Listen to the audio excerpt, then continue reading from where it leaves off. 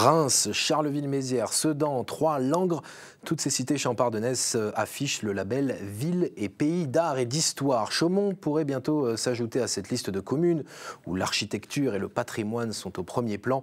Mais pour cela, il faut faire un inventaire colossal dans toute la ville et cela prend du temps. Geoffrey Tridon, Marie-Galante Fontan.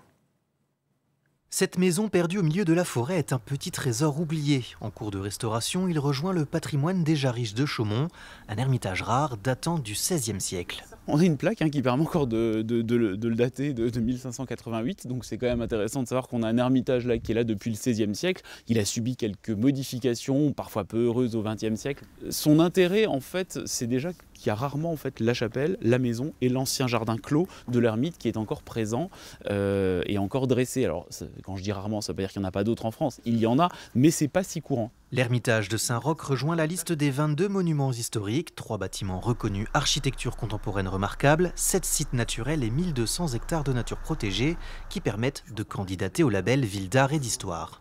On s'aperçoit qu'il y a de beaux monuments, mais il y a aussi des maisons, ce qu'on appelle l'architecture vernaculaire, qui est très intéressante et qui est quand même très caractéristique de la ville de Chaumont et donc de son histoire. Aimer sa ville, aimer et connaître aussi sa ville, son histoire, et ça c'est important aussi.